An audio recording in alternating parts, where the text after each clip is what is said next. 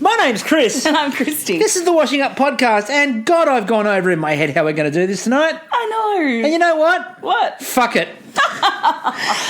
All right. Let's start by addressing the elephant in the room, or the elephant on Twitter. Yeah.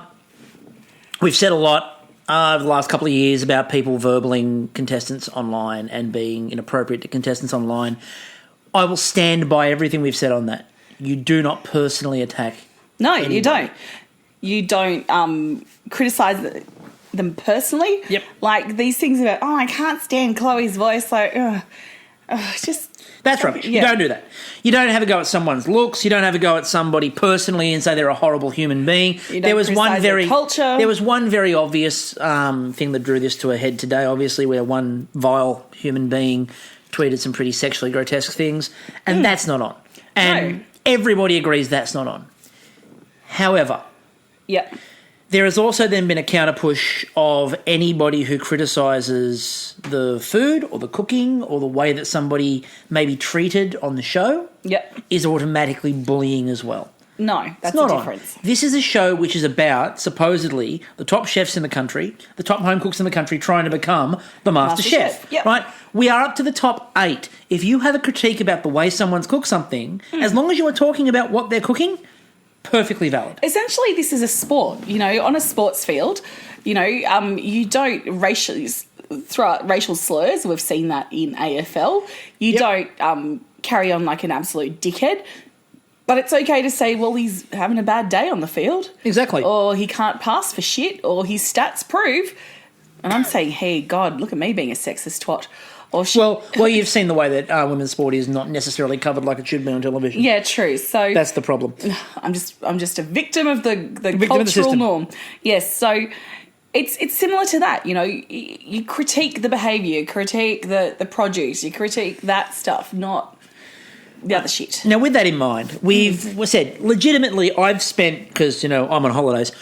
I've legitimately spent all day going through this, and I've had moments today where I'm like, I don't really want to live tweet this tonight. Moments where I'm like, don't know if we do the podcast tonight. I wasn't even going to watch tonight. No, you weren't going to watch tonight, but we did. And look, there's going to be some stuff, and we're going to talk about it. And if you think that criticising people for cooking is inappropriate, switch off. I'll give you 10 seconds to switch off right now. You can do it.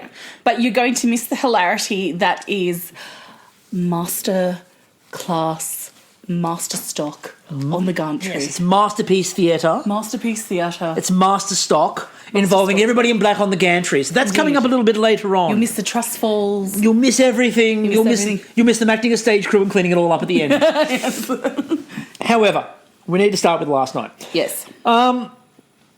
I didn't mind last night in terms of the general idea of the challenge. Yeah, it's cool. I liked the retro kind of funky, oversized props that they had in the background. Okay, I wonder what they're going to do with those now. If George has them hung up at home to remind him about the plebs. We'll talk about that tonight, where he referred to the people at home and talked about the poor people at home who only have cans. I know. Just check your privilege at the door, George. I loved the Kodak ad on the front of one of them. I'm like, you've just done a thing with a week ago. Yeah. Surely violation much? Could have just smudged that out. My biggest problem with the reveal of this, there was a head-to-head challenge. My biggest problem with this is, now, Jess, I'm quite sure acting under advice from production, who have a hell of a lot to answer for much of this series, when they went TV dinners... Yeah. Jess reacted like she'd just been told she had 5 minutes to cook a full roast for the Queen. She recoiled. She threw her arms to the sky. She's like, oh no. I was waiting for her to start clucking, going, the sky is falling, the sky is falling. And then she turns around to everyone a little bit later on and goes, I don't know what a TV dinner is. What the hell were you reacting to? Yeah. Like, she didn't know what the challenge was. But she was reacting like she'd just been told, one of your family members must die if you can't manage to get your ice cream to set. There was a bit of catastrophizing everything, and Jessie's so emotive in her expressions. Like you could get a facial expression from Jess from every single emoji. Like, from the heart eyes to, like, the 2 thumbs up that she gave tonight. She is a walking emoji. She is. So the challenge was they turned around these TV dinners. And, you know, we never really had those style of TV dinners. No, we didn't. We had, like, McCain put out, you know, their versions of them sort of in the... And I suppose the closest we ever had was I did have the McCain roast once or twice when I was, like, much younger. But those ones look like they're from the 1950s. They were 1950s, 1960s style home foil jobs. Yeah, like you pop them in the oven, not the microwave. Yeah, not the microwave ones. You know, so we had... The challenge was you had to recreate a classic. Now, can I just say, in defence of microwave and TV dinners, right, I have supported a lot of people with intellectual disability living in the community, and these kinds of things are a staple in their lives. Like, they're not flash, they're not, you know, everything that they eat, but they're things that actually help people to be able to live independently when they don't need to. And on top of that as well, a lot of elderly people who are living by themselves as well. This is something how they can, I mean, you look at the Meals on Wheels food, and I'm sorry, it's not that great.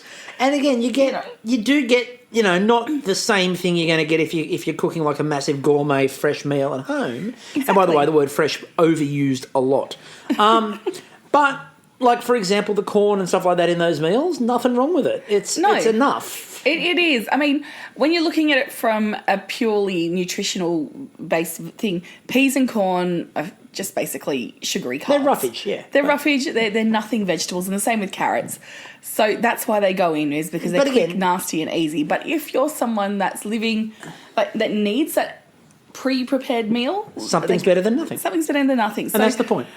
And like, when I heard someone go, I'm a nutritionist, I don't know anything about this, it really upsets me because, again, I've had people with disability go in and see nutritionists and dietitians, and I've been with them, and they've had the nutritionist and dietitian have had to have knowledge about what's in those meals so they can guide that person to what's correct for them, what to look for, what kind of, you know, things to avoid, how to tell ones with more salt, less salt, you know, like the fat content, the nutrients in it. So, it's like you might not eat them yourselves, but you've got to have some idea about them. And we'll start with the first one. So what happened was they turned them around, and then you ended up paired off with whoever you drew those ones out with. Yeah. So we'll start with Jess. We'll start with Jess and Chloe. We'll get this out of the way now, so that the two lots of people that hate me can start, because they're the two groups of people that hate me. Jess fans and Chloe fans both hate me with a passion.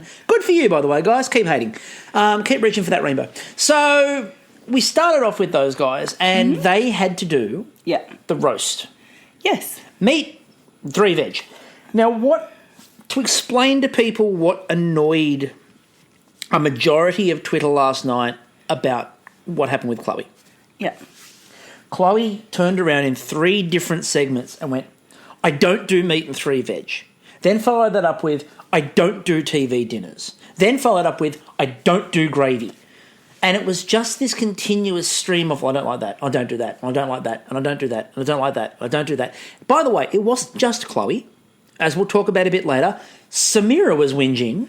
Yeah. Like, everyone in the kitchen was whinging last night. It was a really weird experience. Like, they were all annoying me. it was like everyone was vibing off each other. The Twitter sphere was vibing off the TV, and the TV was vibing off the Twitter sphere. It was quite hilarious. And then it was followed up with the line that replaced we've talked about this before.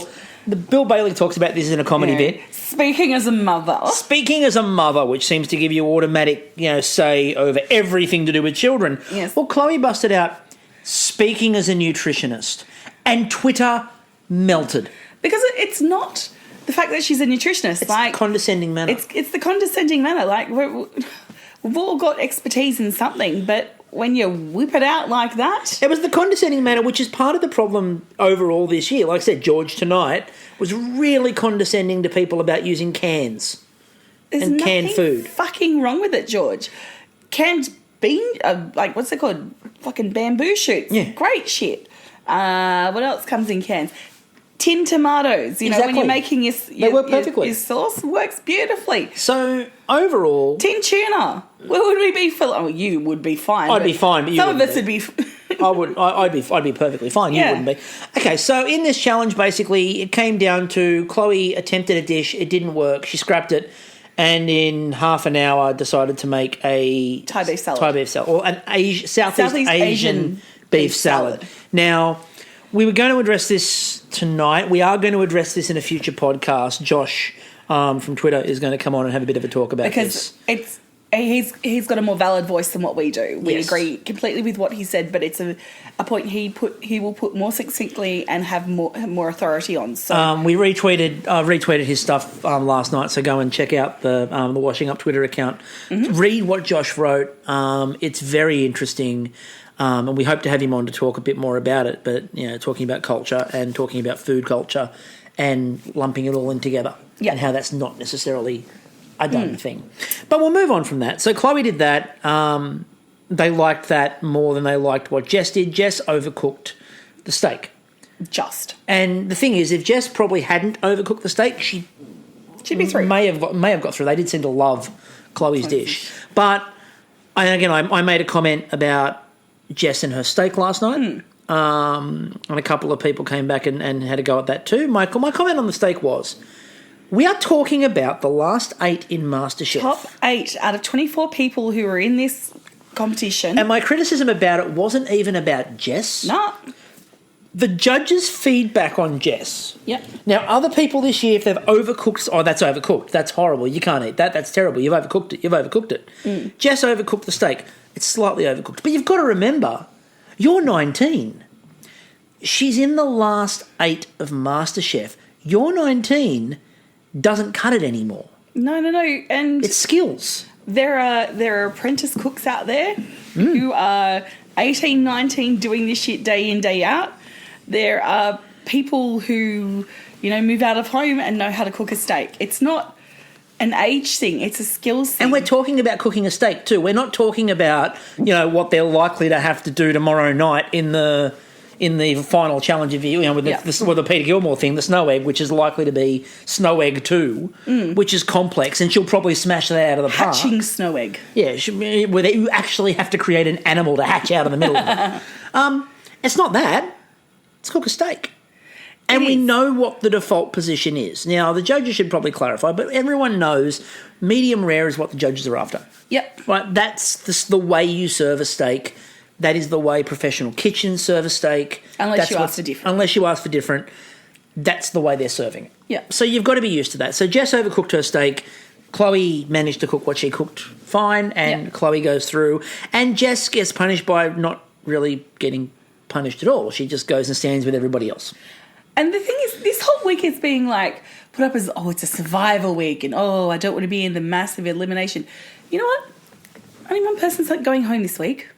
There's no mass eviction. There's no... Well, here's the thing. Every other week they send 2 people home. Well, here's the thing. As you pointed that out quite rightly earlier tonight. And, I hadn't thought about that. So, you're on fire because I hadn't even considered it. You've got more chances of staying in this week than you do any other week. Right. If it is a double for some reason, then all they've done is condensed the elimination into one night as opposed to over 2. They have to take 3 people out. Yeah. They have to take 3 people out, which would be over half of the people cooking in this challenge, if Reese can use his pin. Who knows? It'll be over half the people cooking they've got to take out in order to take more out to make it a mega elimination. At this point in time, at best, it's a normal elimination week. Yeah. At worst, it's 1 person out, and you've all managed to survive an extra week. And with some of the dishes we've seen this week, that's a blessing. Peas and prawns, anybody? And that's the other thing too. This whole week has been set up to be safe.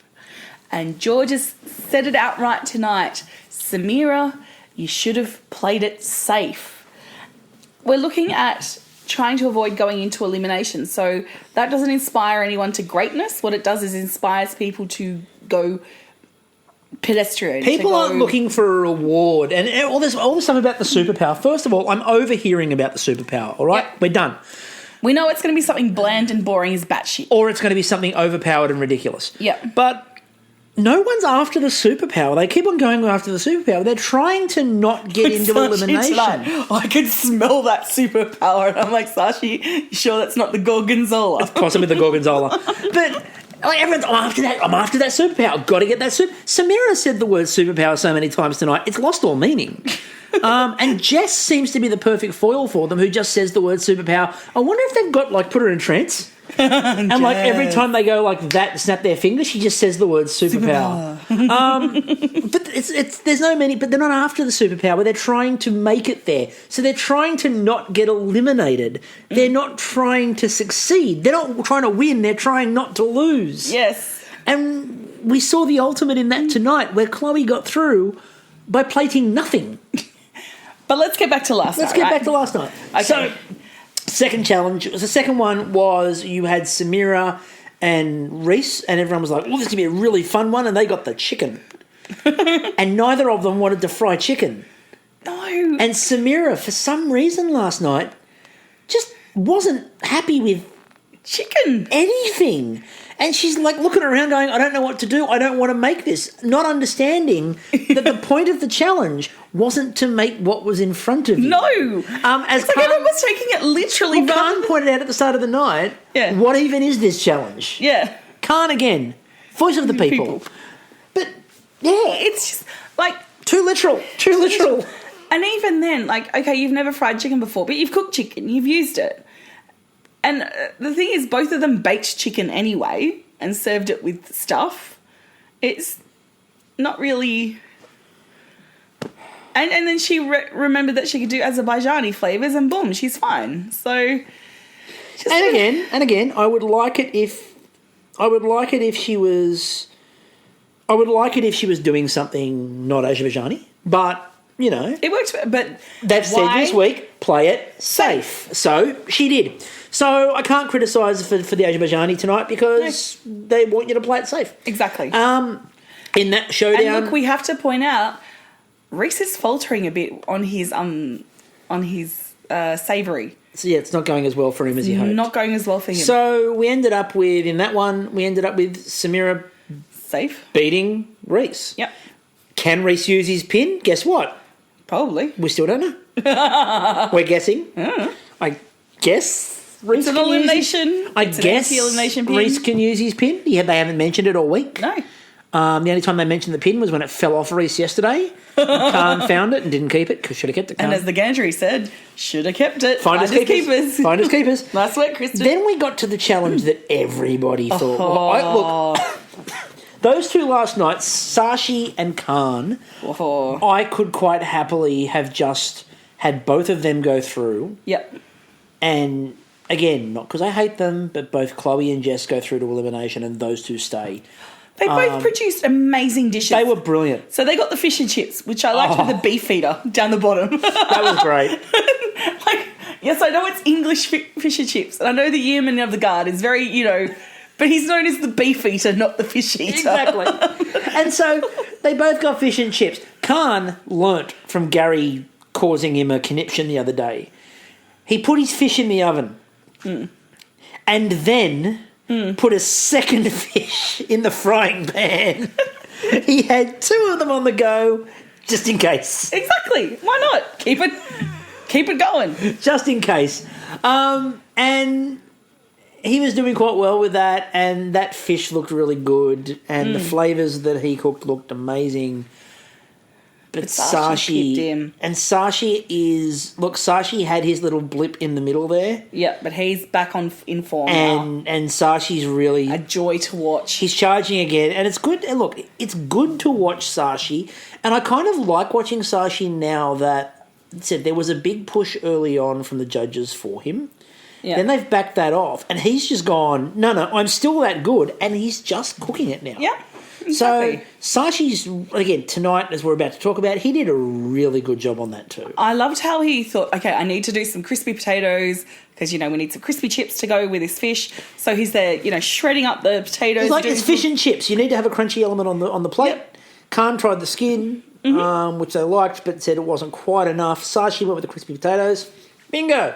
So, but they're both thinking about profiles, which they were fun. They're to on another watch. level. Like those two with or the 6 cooking last night, those 2 were a level above all 4 others. But here we go again. Remember when we went to that immunity pin challenge where it was 1v1? Yeah. And Sashi ended up with an immunity pin despite his dish not being as strong as Samira's? We got that again last night. You know, Khan's benched. Khan would have beaten anybody else. Clearly better than everyone else's. If Khan... Except for Sashi's. If Khan had competed against any of the other 4, Khan wins. Yeah. Right? It's literally about who you got paired up with. Yeah. And there was one battle which just seemed weaker than the others. There was one that was a bit meh.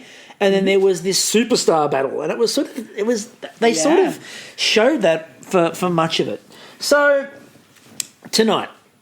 Now, tonight's an interesting... Tonight was interesting for many reasons. I wasn't going to watch it. I honestly was over it last night. I cracked it. Yep. And so did I. I mean, look, again... I put up my Ursula picture. Yep. I was in negative Nancy mood and I was not going to be here tonight and I was going to go swimming and then I got stuck in traffic. My tweet last night, to give you an idea, the judging happened and my tweet was, fuck off, seriously, just fuck the hell off. Right, that was the tweet. And we were legitimately pondering... Do we do it? We had a very, very long conversation about, are we going to do this tonight or not? And it's the first time, by the way, we've ever done that. I don't like the negative mindset that the whole experience has been putting me in, so that was a real challenge for me today to work through. And I know a lot of us have been thinking that today too, because we want to enjoy this, we want to be entertained, we want to be able to cheer on the people that we love. I've struggled all day. But it's just...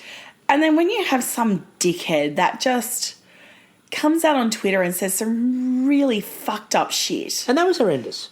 And there's not a single person defending that dumbass. Hell's no. But I sort of put out... Now, but before I get to what I sort of talked about today, and I do want to address that before we get into the second half, what actually started to win me back over again? Yeah.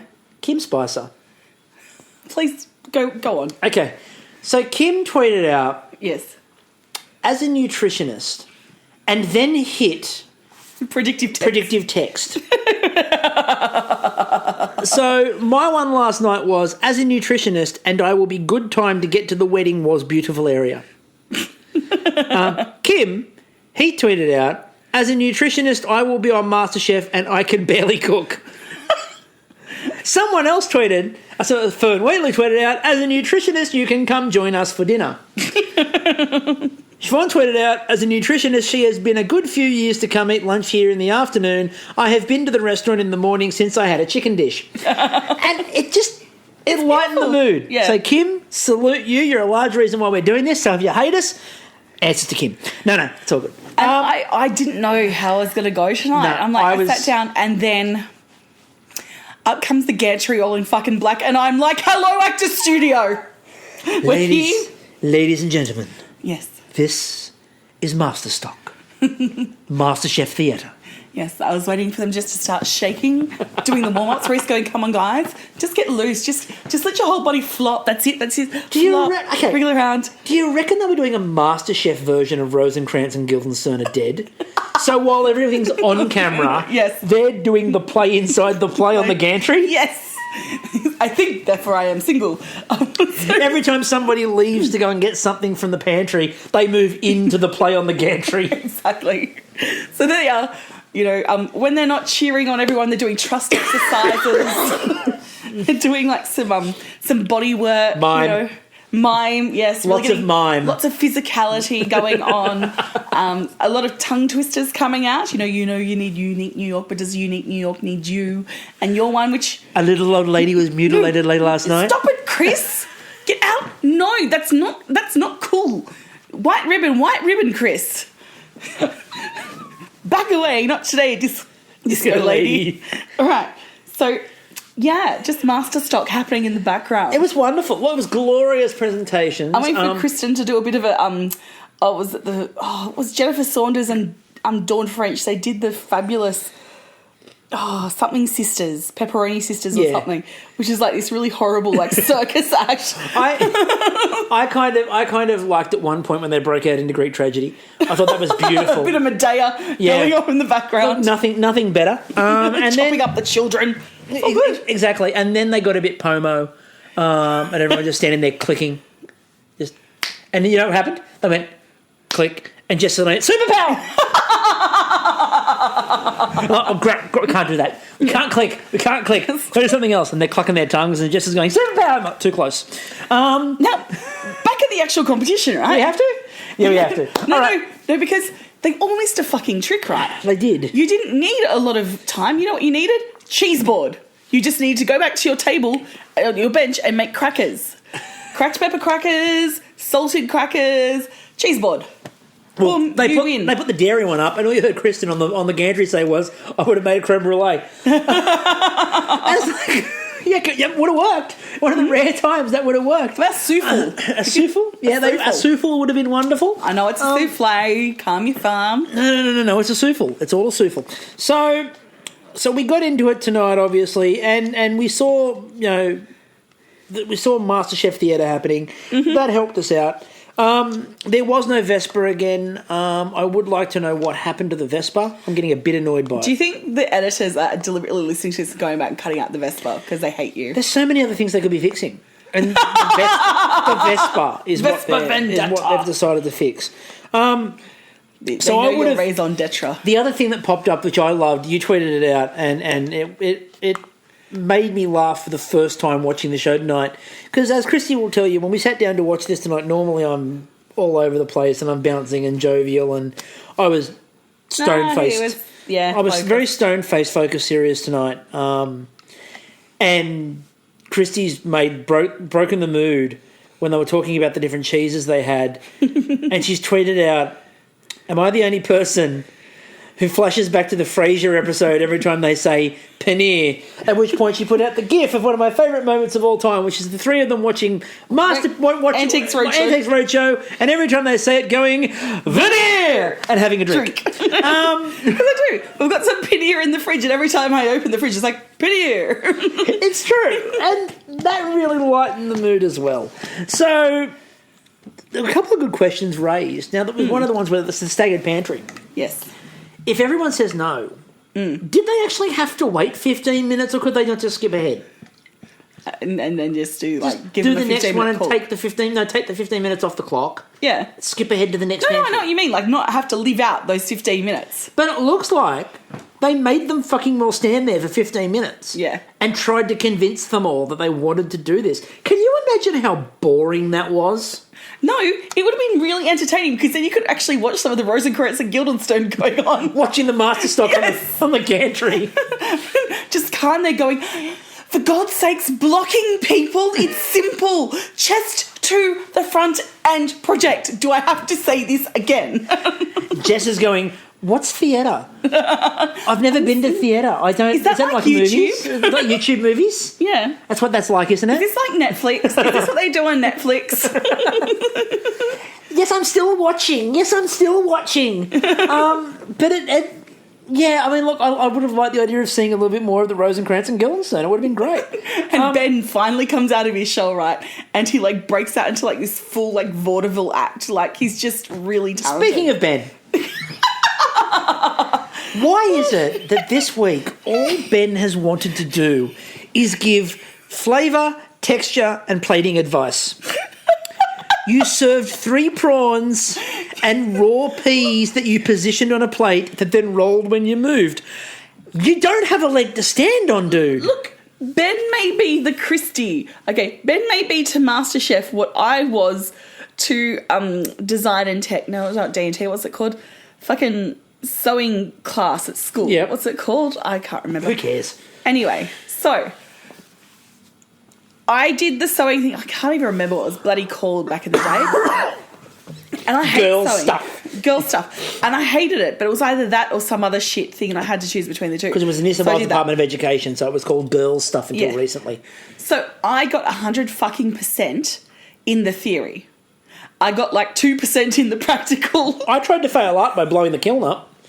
Well, I didn't blow the kiln up. I made a bunch of grapes that fell apart.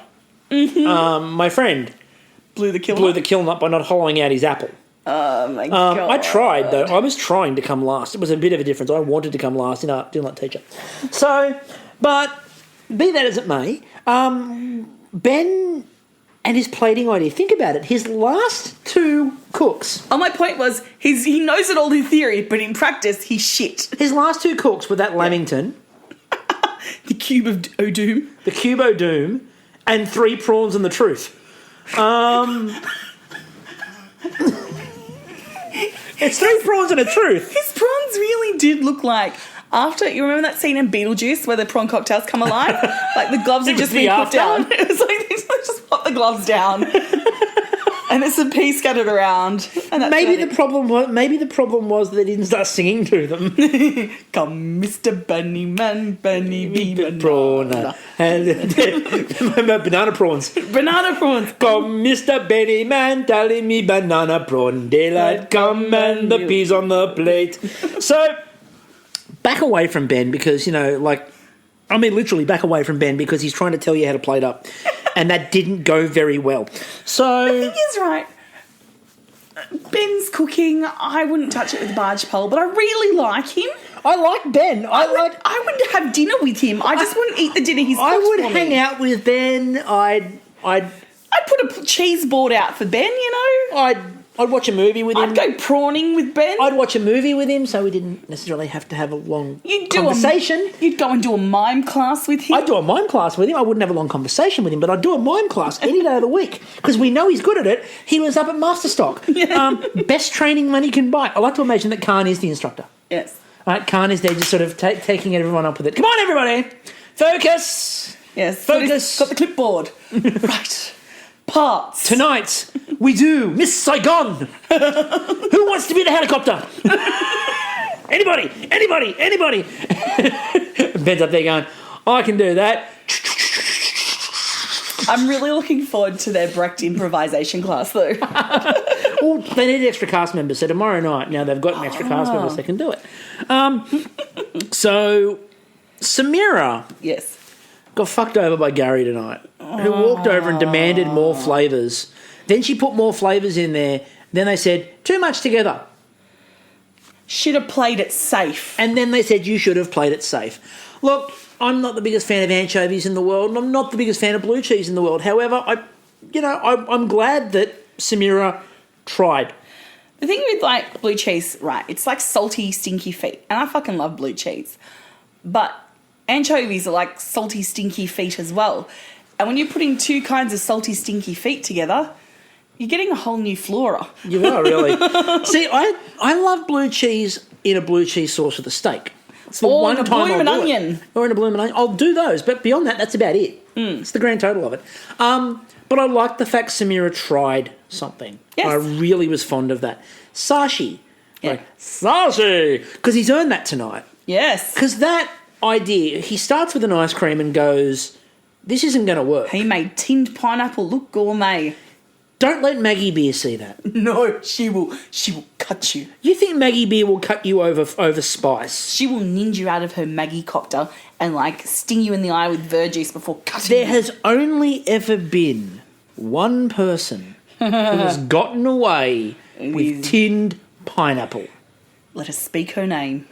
Olivia. So, for those who don't know, the winner of the Great Australian Bake Off a couple of years ago, who managed to use tinned pineapple and get Maggie Beer to like it. Yes. So Sashi. And he made a dessert. Well, that was the thing. He tried the ice cream. That didn't work. So he went with the sorbet and said, reset it. Yeah. Did it a different way. And the flavours were good. And he thought about it. You could see he went, not quite working. I know what I'm going to do. I'm going to change this up a little bit. And I thought he did really well at that. And he's pulled out his coconut, what's it called, shortbread. He's like, it's not quite cooked in the middle. I'll make it crumble. They loved the coconut crumble. They thought that was incredible. Okay, for those who don't particularly want to hear anybody criticise Chloe, now is the time to turn the podcast off. We'll catch you later. Yep. Chloe didn't serve anything. Right, sounds controversial. She served nothing. She essentially served, when you order a salad and there might be an ingredient you don't like, so you eat around it? Yeah, 350K on Twitter pointed that out and went, that's like me after I've eaten a beetroot salad because I don't eat beetroot. And it's just the leftover stuff. It looked to me like the end of a night in the kitchen where they're cleaning off the plates and it's the little bit of salad that was left. I don't actually see, and they criticised Ben the other night and said, you had an hour and you gave us 3 prawns and a couple of raw peas. She had 45 minutes. She had 45 minutes, and they criticised her and went, you haven't really done anything. There's nothing there. You've done some beetroot and you've made a slight, But she's fallen victim again to this fucking safe mentality because she knew she just needed good flavours. And they went, oh, but the flavour's nice. There's nothing there. And like I'm sorry, but if I had ordered a salad and that turned up, I would have sent the plate back and gone, where's the rest of my salad? Where's the tomato? Where's the cucumber? Right. Negative space is something that needs to die a death. It needs to die a death. So apparently that was better than Samira's attempt. And so Chloe stays again and Twitter goes nuts. My other disappointment though is because she goes, I want something fresh. And I was hoping George would like reveal it, and then like they'd be like completely covered in Mentos and other like breath mints. The fresh maker. The fresh maker.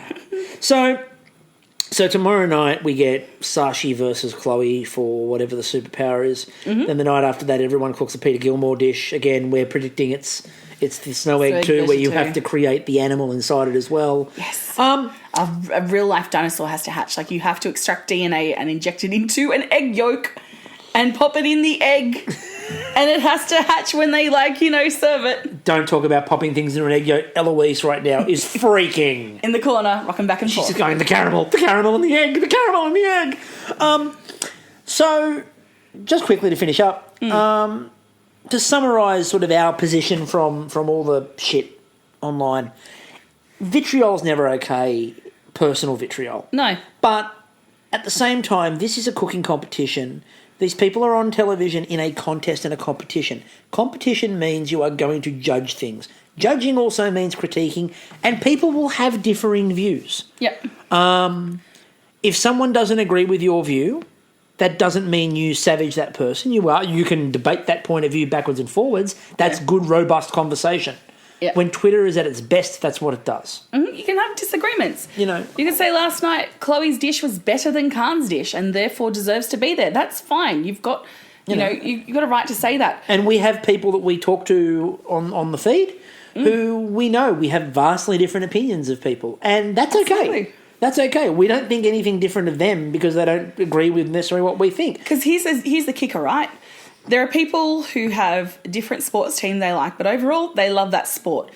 We all have different people that we enjoy watching cook, but overall we love cooking shows. And when we go off about MasterChef, and I've said this before about Bake Off too, because we don't ever go off to Bake Off to this extent, but when we go about MasterChef, what people need to appreciate and understand, we are going off because it can be better. Look at the good that MasterChef can be.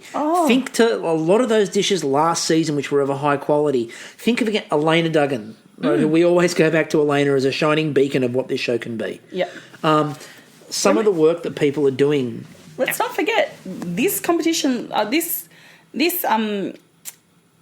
particular competition last year. Yeah.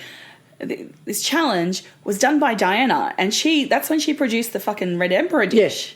Yeah. Right. So, again, it's when this show is at its best, it produces things that are, to at least to the people watching at home and at least to the audience, natural. Obviously they are produced. Yep. What we all need to take a bit of a bit of remembrance on here is that, and I said this today, that negativity towards some people is not created in a vacuum. No. That is produced. The producers know what's going to get reactions. Yep. And the producers of the show have the ability to not present people in this way. And this is not a justification for vitriol. On the contrary, vitriol has no place. The reason why vitriol rains down on some people like this a lot of the time is because the way production handles this, they set people up. And people come onto Twitter and other social media things with very different mindsets. There's some of us who go on there to have a conversation, socialise. It's like sitting down with your mates for a coffee and a chat while you're watching your telly. And my big thing is, I've always said, I will say anything that I say online, Yeah. I would say to the person in the room, and I would talk to them about it, and I would, if there's something they disagree with, I would defend it. Yeah. Right? And I would. And yeah, you can go back through all that stuff on our feed. There's not a single thing on our feed that I wouldn't sit there and go, yep, I'll sit down and have a conversation with that person because I'll explain the context. I'll tell you why I said it. Right? And I'll give you my view and the way that I see it. But there are lots of people who just jump on to go, to have a whinge. And that's not just people... Have a reaction. And that's not just people attacking people on the show. It's also people attacking the people watching the show. Yes. And, I think we've seen that. There's been a lot of other people we know that have seen that too, where they've criticised anybody in the show. Not just one or two people, but anyone in the show, and someone weighs into them. You're ridiculous. You're wrong. Go and die. Go jump in a hole. You do whatever. And it's not on, guys. Right? We're here for a bit of a laugh. Chris is here to say felching a lot. And I'm not the one who said it tonight. No, that was me. Don't steal my shtick, bitch.